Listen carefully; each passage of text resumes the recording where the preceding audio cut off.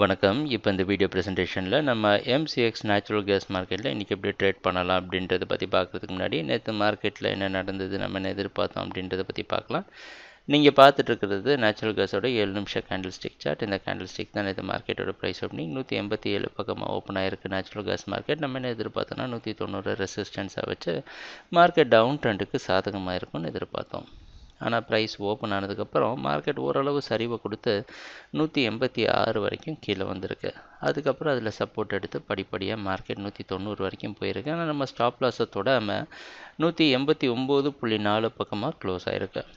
சரிங்களா? சொல்லப்போனால் மார்க்கெட் இது வந்து எதிர்பார்க்குற ஒரு விஷயந்தான். ஏன்னா தொடர் சரிவை கொடுத்துட்ருக்கிறப்ப ஒரு ப்ராஃபிட் புக்கிங் காரணமாக கூட இது நடக்கலாம்.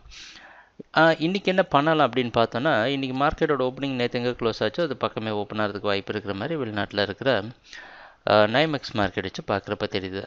அதனால் ஒரு சில விஷயந்தான். என்ன அப்படின்னு பார்த்தோன்னா, இந்த 190 192 இந்த ஜோன் இருக்குது பார்த்தீங்களா, இது கொஞ்சம் முக்கியமான இடம். நம்ம முன்னாடி குறிப்பிட்டு சொல்லியிருந்தோம். இன்றைக்கி மார்க்கெட்டில் தொடர்ந்து செல் பண்ணலாம். எது வரைக்கும்னா 191.6 ஸ்டாப் லாஸை கொஞ்சம் அதிகப்படுத்தி செல் பண்ணலாம். கொஞ்சம் பஃபர் கொடுக்கலாம். ஏன்னா ரொம்ப பக்கமாக ட்ரேட் ஆகிட்டு இருக்கிறனால கொஞ்சம் ஸ்டாப் லாஸுக்கு கொஞ்சம் அதிகப்படுத்தி இருக்கிறோம்.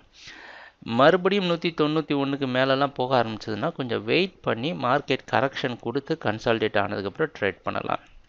ஏன்னா இந்த கான்ட்ராக்ட் ஆரம்பத்தில் 202 டார்கெட் பண்ணி தொடர்ந்து லாபம் செஞ்சுட்டே வரோம். சரிங்களா? அதனால் நமக்கு போதிய ப்ராஃபிட் இருக்குது. ஒவ்வொரு நாளும் மார்க்கெட் சரிவை கொடுத்து கீழே புதிய லோ க்ரியேட் பண்ணி எதிர்பார்க்க முடியாது.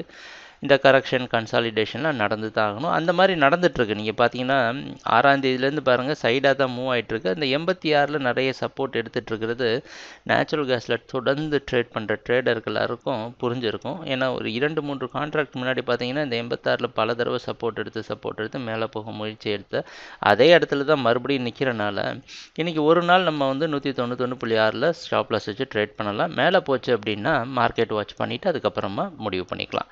ட்ரேடிங் நடக்கிறப்ப பார்ப்போம் என்னென்ன மாற்றங்கள் வருதுன்னு. எங்கள் வீடியோ ப்ரெசன்டேஷனை தொடர்ந்து பார்த்துட்டு வந்ததுக்கு மிக்க நன்றி, மகிழ்ச்சி, வணக்கம்.